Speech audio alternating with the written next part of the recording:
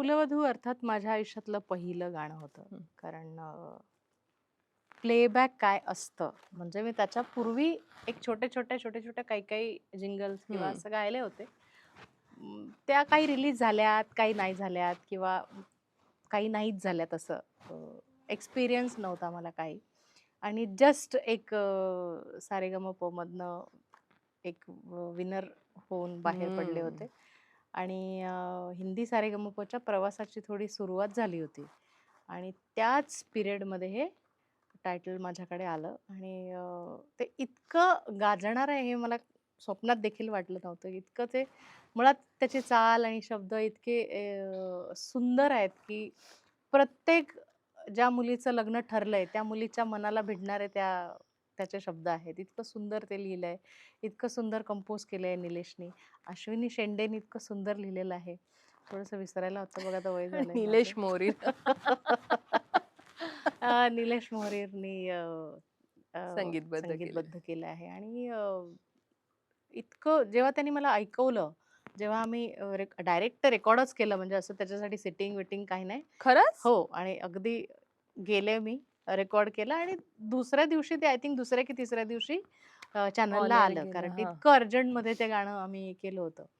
आणि माझ्या आयुष्यातलं पहिलं गाणं ज्या गाण्यासाठी मला महाराष्ट्रातल्या कोपऱ्या-कोपऱ्यातनं अजूनही फोन येतात, हो. की हे गाणं मला तुझं आवडतं, माझं फेव्हरेट गाणं आहे.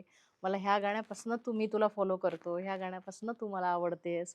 असं खूप, म्हणजे स्पेशली आजतागायत हे अनेक लग्नांमध्ये हे गाणं वाजतं. हो. मुली जेव्हा सासरी जातात, त्या पिरियडमध्ये आता हल्ली आपण ट्रेंड जरा बदलला आहे, बदललंय. वेळ हं. बदलला आहे.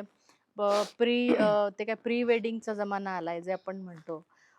बघतोय सगळे हल्ली सोशल मीडियावरती. त्या प्री वेडिंग हं. मध्ये सुद्धा हे गाणं लागतं. मग मुलगी सासरी जाताना तिचं जे व्हिडिओ शूटिंग्सचे व्हिडिओज आपण बघतो त्याच्यात देखील हे गाणं लागतं.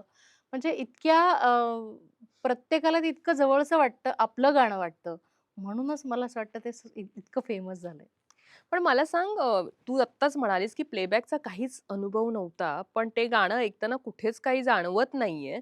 तर मला सांग तू पहिल्यांदा ते उभी राहिली असशील, तुमचं असाच एक स्टुडिओ असेल, जिथे तू उभी राहिली असशील माईक समोर. समोर निलेश असेल, कदाचित अश्विनी असेल. काय होता तो दिवस गातानाचा? कसं आठवतोय? असतं बघ,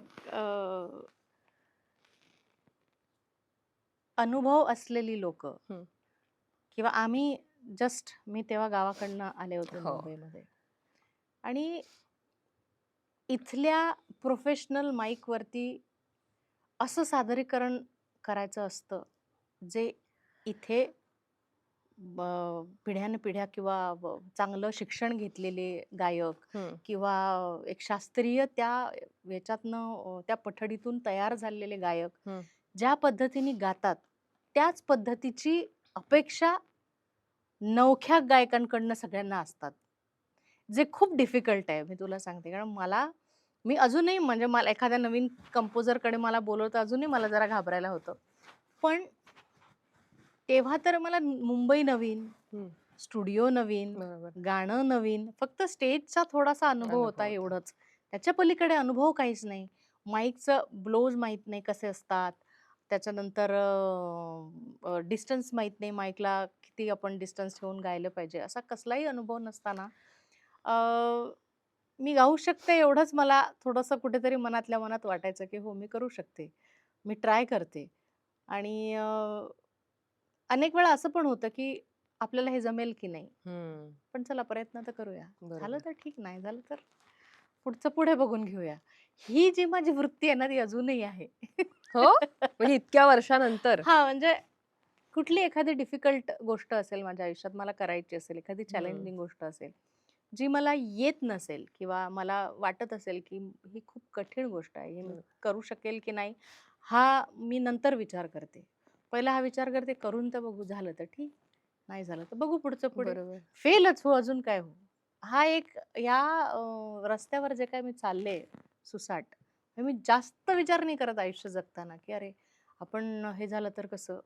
एवढा जर विचार केला असता मी, की मी फेल होणार किंवा मी नाही जिंकणार किंवा मी पुढे नाही जाणार आयुष्यात, मी यशस्वी नाही होणार, हा जर विचार मी आधी केला असता ना, तर मी मुंबईत आलेच नसते. हं. बरोबर. मी डायरेक्ट म्हणतो ना, की असं समुद्रात टाकून दिलं आणि मग ते नाकातोंडात पाणी-बिणी गेलं आणि हम्म. पाणी गेल्यानंतर मग जरा डोकं वरती काढायला शिकले, मग हात मारायला शिकले, मग पाय मारायला शिकले. नंतर मग जरा ते पोहायला शिकले. पोहायला जे शिकले. पण सुरुवातीला बुडाले एवढं निश्चित. म्हणतो ना, की थोड्या नाकातोंडात गटांगळ्या गटांगळ्या खायला. खाल्ल्या, नाकातोंडात पाणी जाईपर्यंत अनुभव आहेत आयुष्यात असे सगळे बरेच. बरोबर.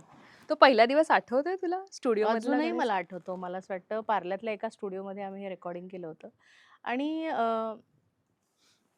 हे गाणं गाताना खास सांगायचं असं, की निलेश मुळात इतका मनमिळावू मुलगा आहे, हो, की हो. त्याच्या सोबत बसल्यानंतर किंवा त्याच्यासोबत गाणं रेकॉर्ड करताना असं कुठल्याही कलाकाराला वाटत नाही, की आपण एखाद्या कंपोझर बरोबर बसलोय. नेहमी मला असं वाटतं 2 गाणी मी त्याच्याबरोबर केली आणि एक हं. अख्खा अल्बम पण मी त्याच्याबरोबर केला. सो त्याच्याबरोबर काम करताना एक अशी गोष्ट असते, की आपण खूप अत्यंत नजीकच्या मित्रासोबत काम करतोय, असं नेहमी फील येतं. त्याचा तो स्वभाव आहे तसा. बरोबर. सो आणि सोबत अश्विनीचे शब्द असल्यानंतर म्हणजे काय बोलायलाच नको. सो ती एक कम्फर्ट थोडीशी मला मिळाली होती, की तो अजून थोडासा एक म्हणतो ना, एक कॉन्फिडन्स आपला थोडासा बूस्ट करतो, की हां, वाढतो. तू हं. करू शकतेस, कर, गा. सो असं ते थोडंसं कोणीतरी आपल्याला हवं असतं त्या बरोबर, क्षणाला, जेव्हा आपण जरा घाबरलेले बरोबर. असतो. हं. थोडेसे काय म्हणतो, की परिस्थितीला थोडेसे हे झालेले असतो. तर आपल्याला असं कोणीतरी पटकन म्हणलं, की "तू करू शकतेस." तर थोडंसं अजून बळ येतं. जेव्हा कोणीच आपल्या आजूबाजूला नसतं, जेव्हा कोणीच आपल्या पाठीशी नसतं. तर बरोबर. आपल्याला जेव्हा आपण एकटे पडलेलो असतो, तेव्हा एक एक कोणीतरी अनोळखी जरी माणूस असला आणि त्या माणसाने जरी आपल्याला एक प्रेमाने एक वाक्य बोललं, की "तू जा पुढे, तू करू शकतेस." तेही आपल्यासाठी खूप महत्त्वाचं वाटतं आपल्याला, खूप मोठं वाटतं. सो असं मग नंतर ते रेकॉर्ड झालं. रेकॉर्ड झाल्यानंतर मग ते 2 दिवसांनी मी डायरेक्ट माझं नाव असं बघितलं टीव्हीवरती. हं. तेव्हा इतका आनंद झाला होता, की अरे माझं नाव, माझं गाणं आणि हे माझं गाणं महाराष्ट्रातल्या कानाकोपऱ्यात कानाकोपऱ्यात. पोहोचणार. जिथे-जिथे ही सीरियल लागेल, जिथे-जिथे बरोबर. हे गाणं ऐकलं जाईल, तिथे-तिथे माझं नाव लोकं वाचतील खाली. ते खूप मला खूप आनंद झाला होता ते गायल्यानंतर. त्याच्यानंतरची फॅन मोमेंट होती, की बाबा तुम्ही गायलंय गाणं आणि अशी एखादी म्हणजे आठवते तुला असं काही? मी त्याच्यानंतर फॅन मोमेंट सांगायची अशी, की त्याच्यानंतर मला खूप सारे कार्यक्रम मिळायला लागले महाराष्ट्रात. ओह! खूप सारे कार्यक्रम मला मिळायला लागले. कारण सारेगमप पण मी जिंकले होते जस्ट. सो खूप असे कार्यक्रम मला यायला लागले आणि सीरियल सुपरहिट झाली. हो, कुलवधू. कुलवधू सीरियल सुपरहिट झाली. त्याच्यामुळे मला खूप सगळीकडनं रेकॉर्डिंग्सचे प्रोग्रामसाठी फोन यायला लागले आणि खूप ठिकाणी मी फिरायला लागले त्या निमित्ताने.